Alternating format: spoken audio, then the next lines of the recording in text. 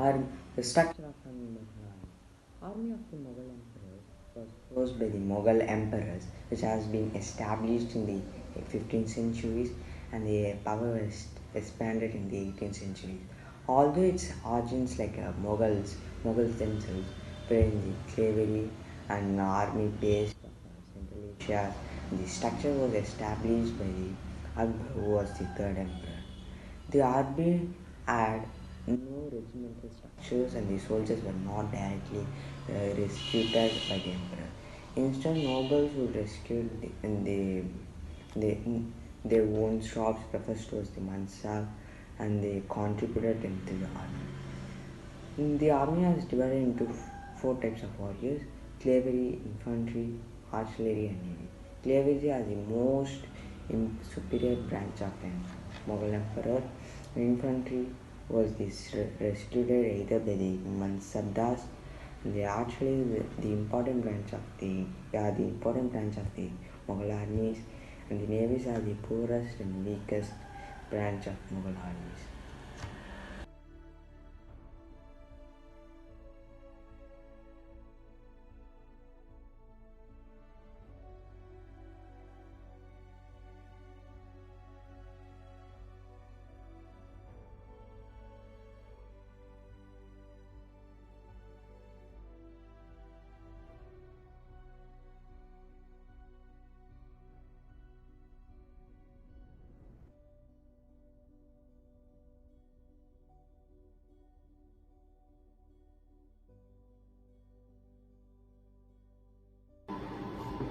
Hey guys, the Northeastern dynasty which defeated the Mughal army. The home kingdom in the northeast was known for its sovereignty during the Mughal expansion in northeast India. Although the Mughal army was well versed in every terrain, the Mughal army could not get an upper hand in the Battle of Saraigat. The Ahom army was led by Lachit Borphu Khan, who took advantage of the sole weakness of the Mughal army, its navy, and of course defeated the Mughals.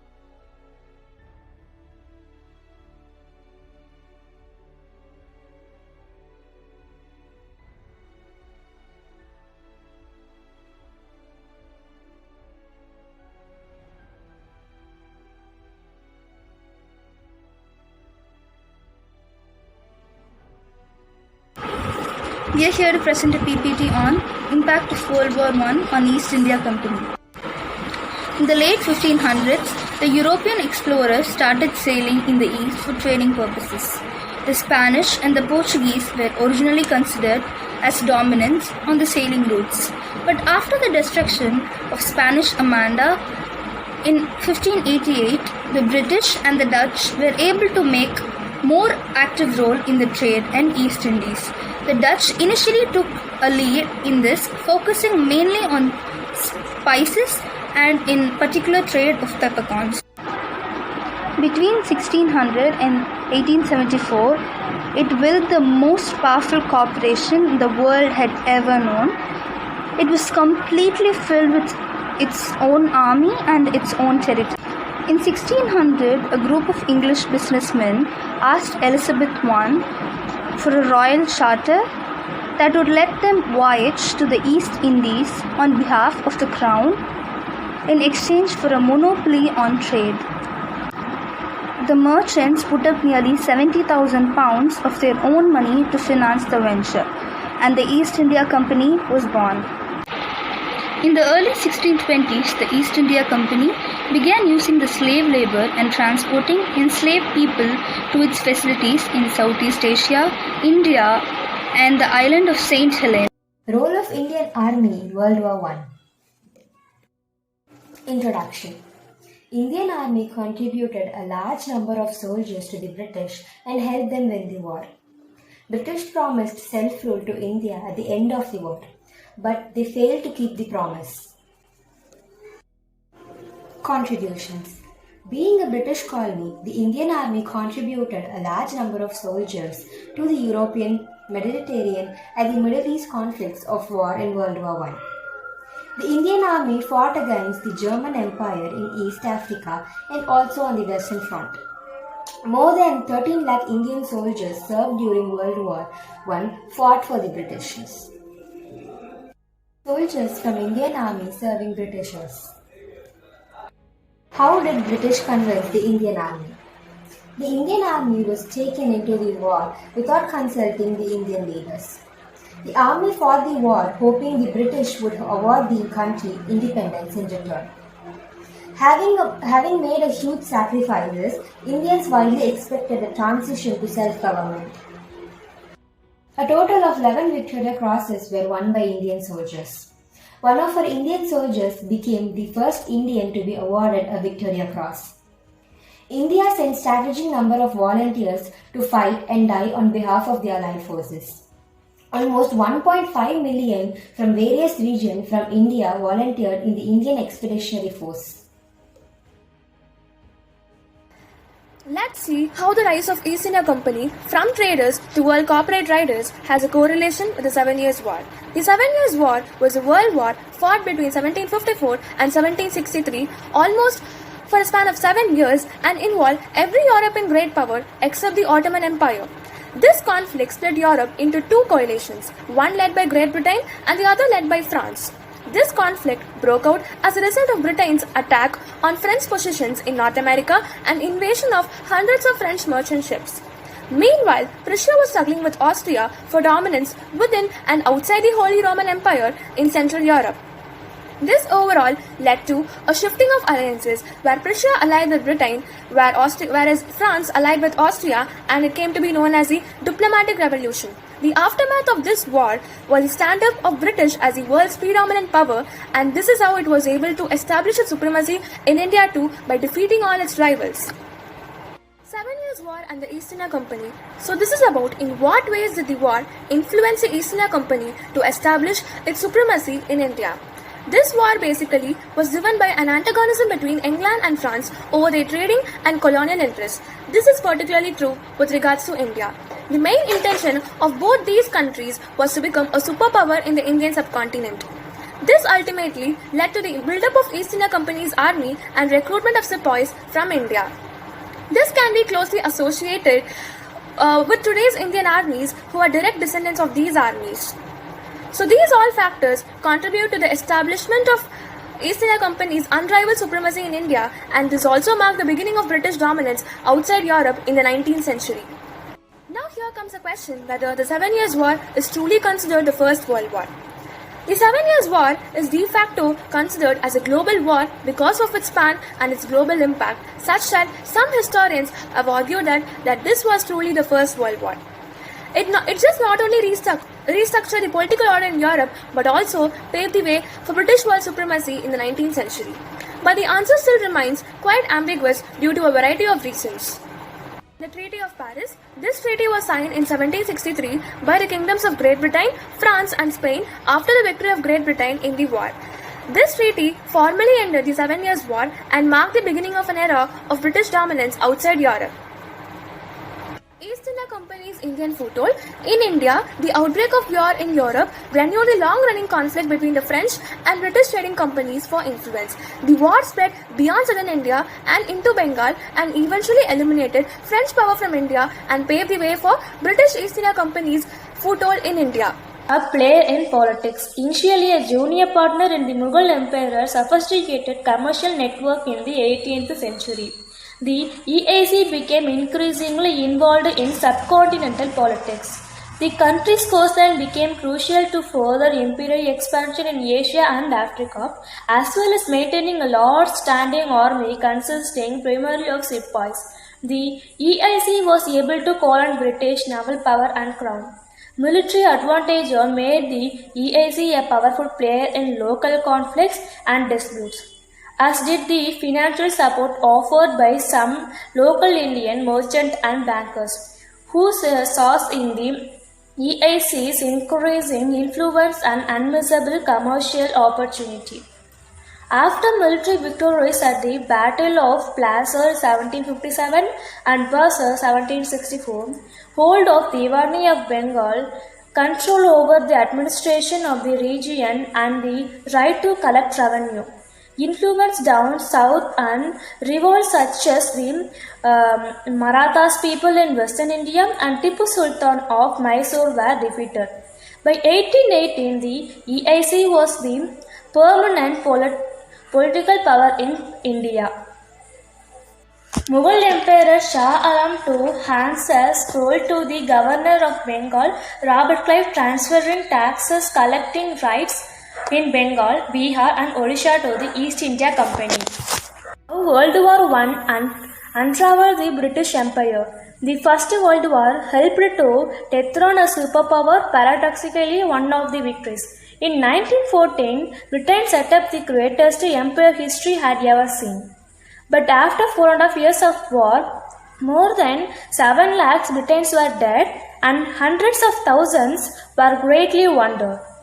Many former Britain colonies joined the Commonwealth of Nations, a free association of independent states. Conclusion: the soldiers of the Indian Army are the epitome of the intelligence, bravery, and patience. Approximately 1.3 million Indian soldiers saved in World War I, and over 74,000 of them lost their lives. But history has mostly forgotten these sacrifices, which were rewarded with the broken promises of Indian independence from the British government.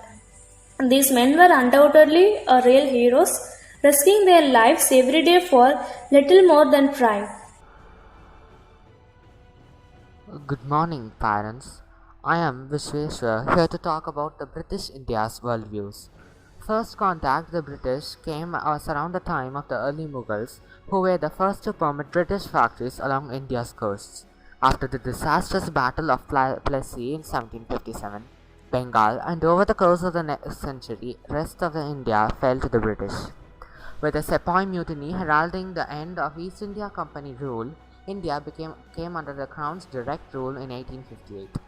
India's foreign policies became Britain's worldview de facto, but British India's worldview changed from person to person. We will be looking at it now. The Northwest Frontier Province was a province of British India and later of Pakistan. It was established in 1901. This is a vast region which covers 70,709 km per square, and it also consisted state of Chittal, their federal administrated tribal areas. The Northwest Frontier area was annexed to India by the British after the Second Sikh War.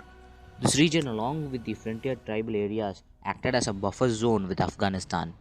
The model of British colonial rule on the Northwest Frontier was based upon a strategic appreciation that allowed for a lighter administrative footprint and a greater tribal autonomy.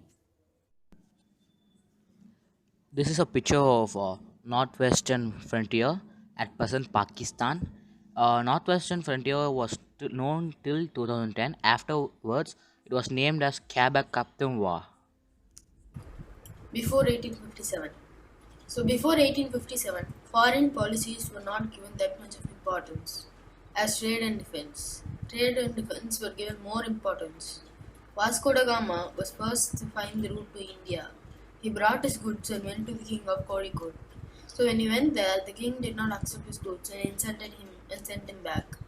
Vasco da Gama went back to Portugal and brought his troops back to Kozhikode to end the war. Thomas Straw wanted to set factories in India. Thomas Straw is a British agent who wanted to set up trading posts in India. He met the Mughal king Jahangir and got his permission to set factories in India. This is the events which are before 1857. After 1857, by the year 1857, East Indian Company gained control in most of the places in India. A rebellion called Indian Rebellion was outspoken. After the Indian Rebellion of 1857, controls of East Indian Company went to British Crown. In this modern India, everyone wants something bigger and better. Even it starts from our education to our lifestyle. The same thing happened in 90s, where people thought that Britain culture was high. So we were sent to Britain for our schooling. Even our first Prime Minister, Nehru, was a graduate from Britain. Later, the demands for Purna Swaraj were raised and the number of radicals in the Congress also increased.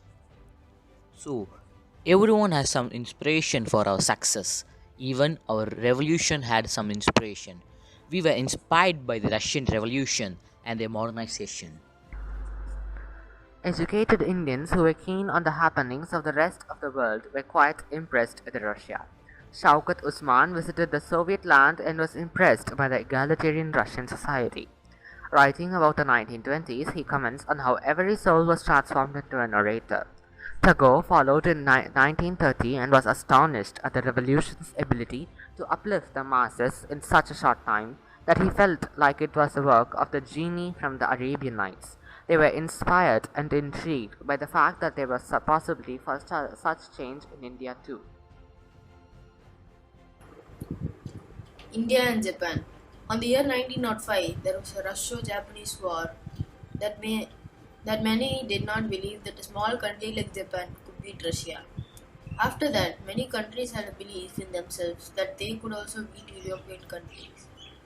Many of them wanted to have an alliance with Japan as they thought they could help. At 1943, Japan wanted to invade India. At that time, there was a large famine in Bengal. As British wanted to win Japan, Indians were told to fight against Japan. But the soldiers of INA, as they took training in Japan, they were not able to fight against Japan.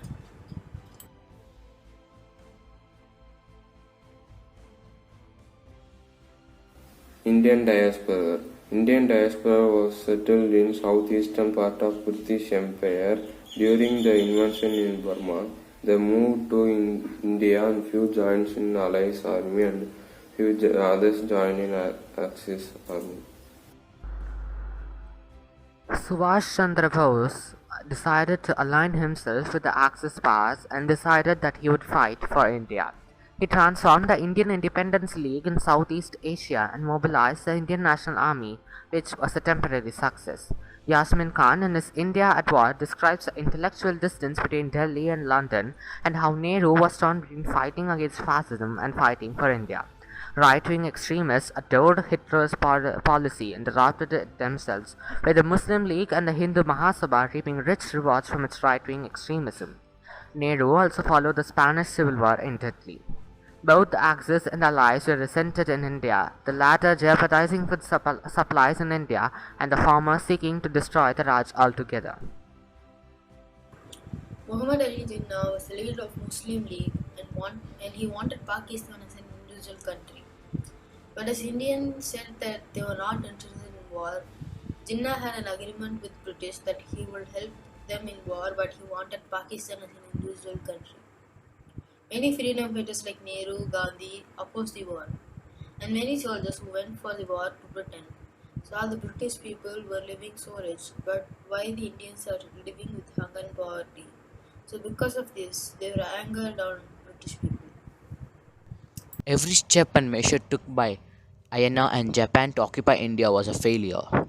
But even though they were capable to occupy Manipur, but later they were defeated by the British Army.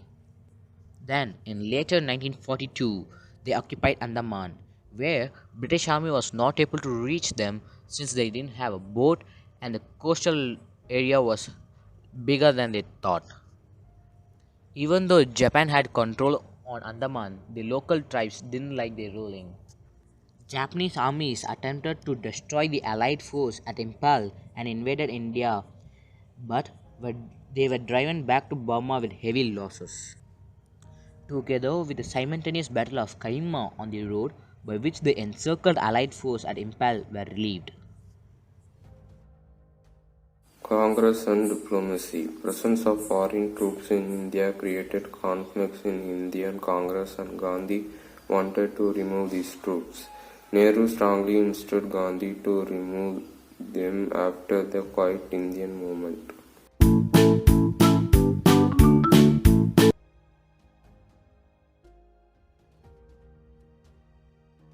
Before going in detail about the topic, let us understand what means liberal welfare reforms. The liberal welfare reforms 1906 to 1914 were a series of acts of social legislation passed by the Liberal Party after the 1906 general election. They represent the emergence of the modern welfare states in the United Kingdom. Now let us look at why liberals introduced these reforms. Many believed the government's role was simply to maintain law and order and protect the country from invasion. However, attitudes towards the poverty began to change, and in 1906 the liberals decided to try and solve the problem of poverty by introducing a number of reforms, that is, changes in order to improve people's life. Whom did the reforms help?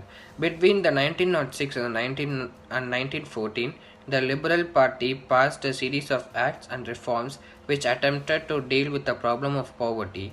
These acts focused on the old, the young, the sick, and the unemployed, as well as those who were employed in low paying jobs and jobs with poor working conditions. The Liberal government brought out a lot of reforms for the welfare of people. Trade Disputes Act 1906 protected labor unions from frivolous legal claims. Workers' Compensation Act 1906 granted compensation for injury at work. Merchant Shipping Act 1906 was regarding trade. Education Act 1906 is similar to the Act of Midday Meal Scheme in India. These reforms, which were enacted over a period of 15 years from 1905 to 15, completely changed the ways of enactment and views of people in the country of Britain. Now we have a clear idea of what liberal reforms mean and how it affected the country. Let us now explore how it affected India and its legislature and people. Lord Minto, the new Secretary of the State for India, and John Morley was able to introduce several important innovations into the legislative and administrative machinery of British Indian government. First, he enacted to implement Queen Victoria's promise of racial equality of opportunity, which since 1859 had served only to assure Indian nationalists of British hypocrisy. He appointed 2 Indian members to his council at Whitehall, Syed Hussain Bilgrami and Krishna G. Gupta. Morley's major scheme was that the Indian Councils Act of 1909, popularly called as the Morley-Minto reforms, directly introduced the elective principle to the Indian Legislative Council. The number of council members in the other provinces also increased.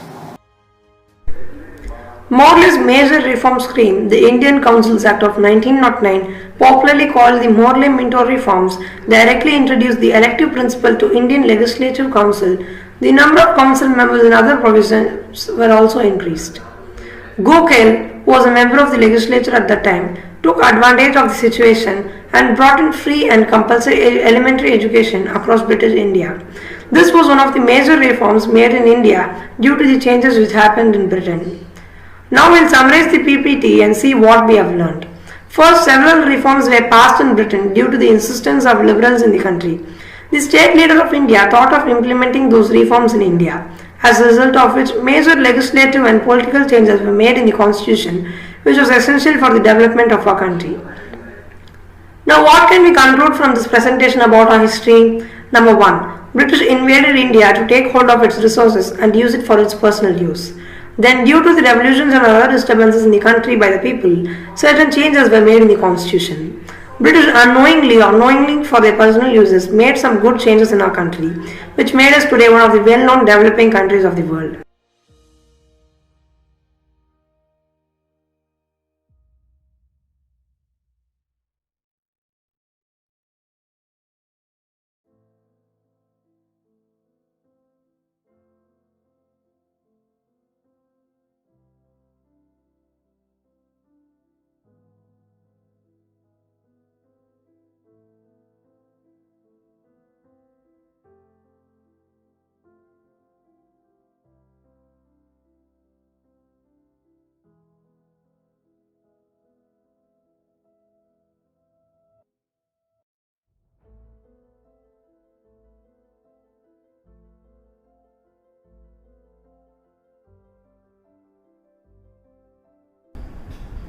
Early Indian immigrants of Canada and North America became victims of racism. Their loss of dignity seeded the idea of freedom and nationalism in them. In 1913 in San Francisco, the Gada Party was formed. They all wanted liberation, justice, and also vengeance. The founders started a newspaper, Hindustan Gada. The party was truly multicultural, with all religions of India working only for liberation. They circulated the paper across the world and succeeded in kindling the liberation among Indian immigrants. They recruited young Indian rebels and sent them to India in batches. With the help of the German agents in America, they decided to revolt in India, taking advantage of the Britain's weak standing in the World War.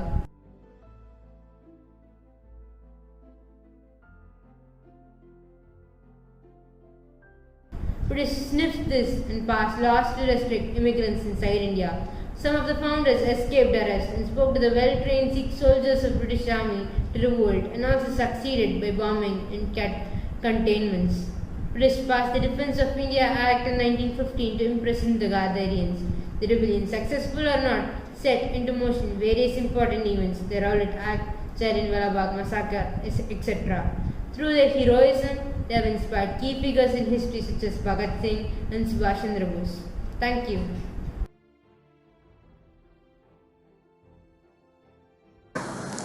Until the First World War, British policy towards Indian states had been based on two elements. As far as external relations were concerned, Indian states had to be kept in isolation and allowed to deal only with the Indian government. That would also guarantee their security. As far as internal affairs were concerned, influence from Delhi had grown much beyond treaty provisions. The war was regarded by the princes as a very important occasion to reverse these trends. Accordingly, they contributed to the war with donations and propaganda, and they expected to be paid back with concessions regarding disputed territories, relaxation of internal interferences, and continuation of consultations between themselves and the government inaugurated during the war. More than any other social groups in India, the princes of the princely states have supported British in World War I. Even before the World War I, Indian Muslims' opposition to British grew in the year 1911 to 1913 because of the Turco-Italian War, and once again they were put in a very awkward situation during the World War I because they were loyal to the British and at the same time they also wanted a great Turkey. 1916 marked the beginning of a glorious period of Hindu-Muslim unity. This unity went against the British government policy in India that was based on the notion divide and rule. After this, the Khilafat movement was launched. Its main objective was to redress the grievances of Turkey and get them justice. Now let us see the significance of the World War I for Indian Muslims. The First World War formed the gateway through which India entered the stage of the modern world. The Indian Muslims, being a minority in India, had a fear that a collapse of the Ottoman Empire would endanger their situation in India. Both the defeat of Turkey and the failure of Khilafat movement served the important purpose of mass awakening of Muslims in India. They started to realize that if they wanted to survive in the country, they must only rely upon their own strength and work out for their political destiny. They became conscious about the social, economic and political future in India. The First World War instigated another British rule in India. It was expected that there would be an increase in political status of India and self-governing dominance like Australia, New Zealand, Canada in exchange for Indian sacrifices during the war. The Indian soldiers who were surveyed in abroad were exposed to new experience and new concept which created a hope among the comrades and other people in India. So the British could not gain the trust of Indians which had lost after the war. At last, the indestructible power of British Empire in India ended. So the self-confidence among soldiers raised the morale of the masses. Formation of USSR led to the rise of communication in India. Thank you.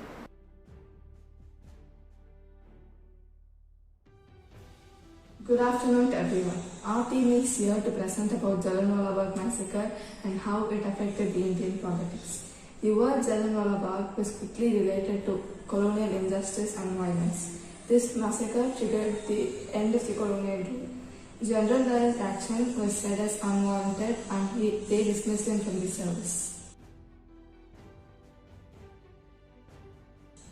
Minds of the people. Indians were forced upon laws that they did not even like in the first place, but they did not fight it back. The anger they got at this massacre was something uncontrollable, so they had to fight back. This was the turning point of the whole independence fight, and this gave the spark to fight against British. What happened after the incident? What happened to General Dyer? He was termed as the Archer of Amritsar. He exiled to Britain with a gift of £26,000. He was recommended for a promotion and for CBE. There was a memorial that was built for all the people who lost their lives in Jallianwala Bagh massacre. This was inaugurated and architected by Benjamin Polk. Queen Elizabeth II came to Jallianwala Bagh to pay her respect with 30 seconds of silence. This was criticized at the same time welcomed because they thought that this was not a proper apology. Former Britain Prime Minister David Cameron stated this event was to confront in British history. 1. Not only Indian people died. Due to the protest that was happening, an English missionary named Marcella was also dead. And Gandhi declared a one-day strike. And in Amritsar, the news that prominent Indian leaders were arrested started a protest which took a violent turn. The impact of Jallianwala Bagh massacre. The news of Jallianwala Bagh massacre spread among the people like a fire all over the North India, and they started to go on protest. Police and government buildings were attacked by the people, and they also went on strikes. The colonial government reacted with a brutal repression to pour on the streets and do salam to all the officers and sahibs. A permanent scar on the Indo-British relations, and it also made Gandhi to fully commit to India nationalism and independence of India. To seek terrorism and humiliation, satyagrahis were forced to rub their nose on the street. Happened in April 13 at 1919. This happened in the grounds where 1,000 people arrived, and some people came to attend the annual Baisakhi fair. So now General Daya took command and started to fire upon the people who were present there. And he also closed all the exits so that the people can't move out. So the people present inside the grounds were killed and wounded. 100 were wounded and thousands were killed. So this incident shocked the whole nation, and General Daya was asked some questions regarding this. Did he take any responsibility on the wounded ones? But his response was no, certainly not. And he also added that the wounded ones must go hospitals which are opened by themselves. This character shows the cruelty and brutality of him. But when he went to England, he was rewarded like a king, and was rewarded with money and honor, and also with swords. But as the news spread throughout the nation, the government started to force him to resign from his job or position. So as it reached to all parts of India, Gandhiji started to relaunch the Satyagraha, Rowlatt Satyagraha in 1919. He also mentioned that he was now not affectionate to the government, which was supporting only the British and not the Indians. So as a part of protest, Rabindranath Tagore also renounced his knighthood. In December 1919, the Congress session took place where, including peasants, all the people attended it. So the brutality and cruelty of General Daya added fuel to the people of India that freedom was an important one to them. So the Indian people started to fight for their freedom from British. Thank you for listening. Thank you for your patience listening. Thank you.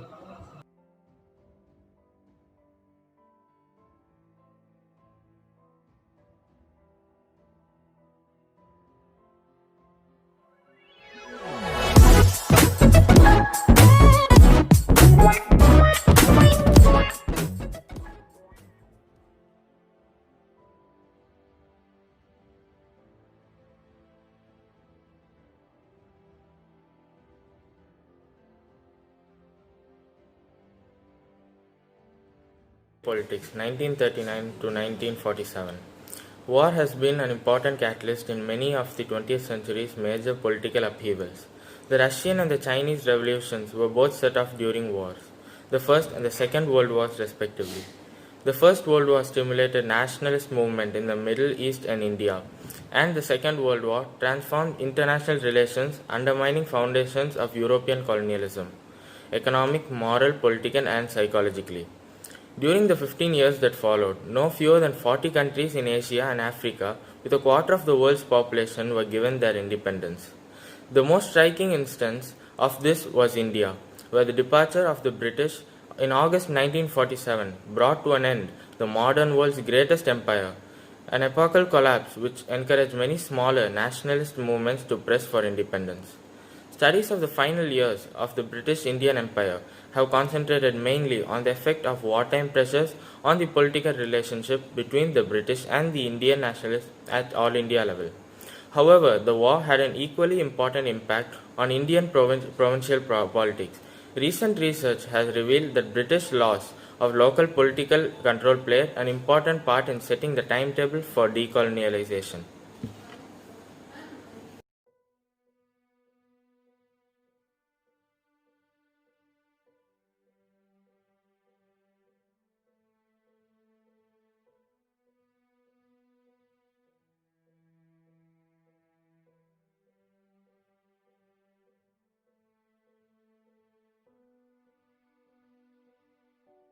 During the Second World War, the 14th Punjab Regiment raised 9 new battalions, and a total of 1 million Punjabis participated in the Second World War. Most of them were engaged in bitter fighting against the Japanese in the Far East. The regiment had the misfortune of having 4 of its battalions being captured by the Japanese at Singapore and Hong Kong. Not just here, but also they have fought in the Battle of Malaya, Burma campaign, and the Italian campaign. Punjab was a vast provider of grains and other supplies to not only Indian soldiers, but also to the British regiment. Effects of World War II in India. 1914 movement of partition allowed Muslims to have own state in Pakistan. Civil disobedience movement by Gandhiji. Effect of World War II in strengthening of India. Meanwhile, there were massive training, airfield construction and port developments. This played a major role in development of dockyards of Calcutta, Mumbai and Cochin, which were the primary dockyards of Madras Presidency. Thank you.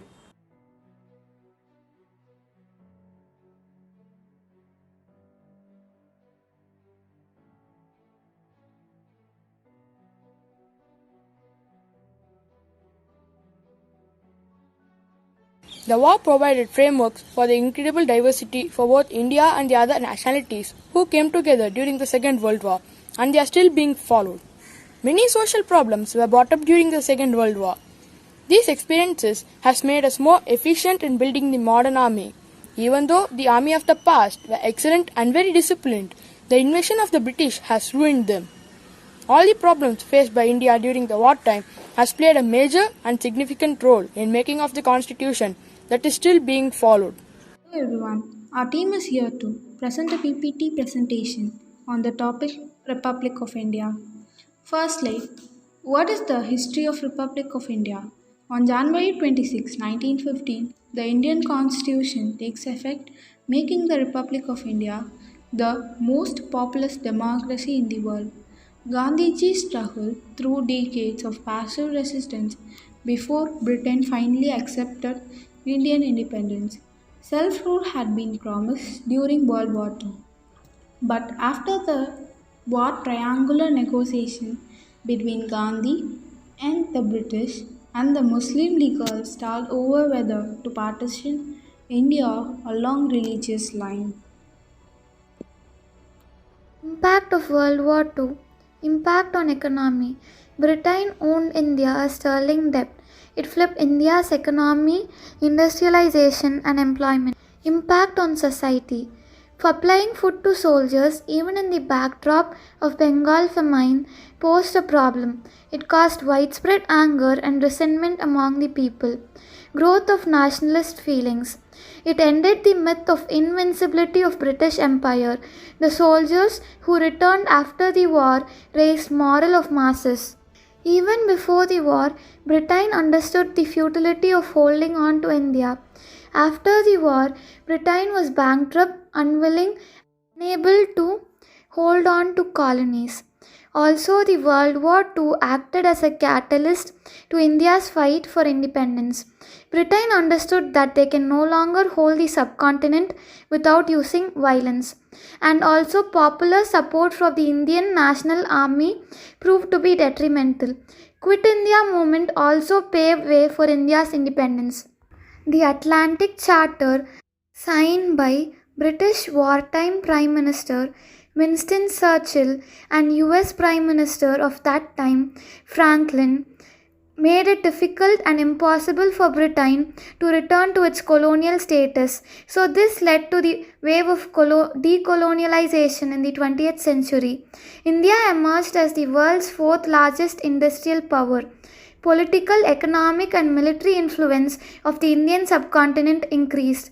The Labour Party was sympathetic to India's aspiration and soon declared independence. All these together formed and shaped what is now the Republic of India. Significance of Republic of India. Republic of India is significant as Jan 26, 1950 is the day when Constitution was put into effect, making the country sovereign, secular and democratic nation. Constitution provides equality to all the citizens, irrespective of their caste, creed, religion, gender, etc. Drafting committee was appointed during drafting the Indian Constitution with Dr.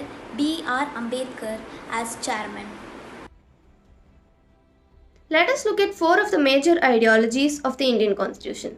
Number 1. Secularism. Secularism is nothing but the freedom to follow any religion. So why was this adopted into our Indian Constitution?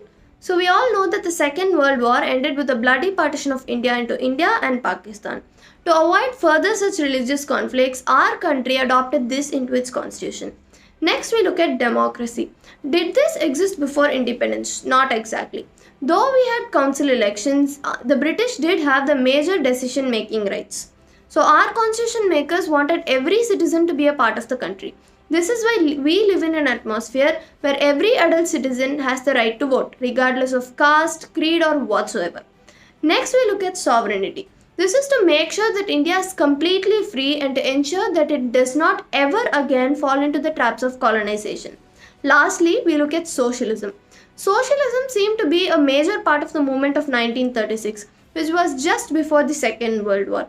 Our constitution makers and our major leaders thought that it would boost the economy and would help in the development of a newly formed India. This is why socialism is also a major ideology of our Indian Constitution.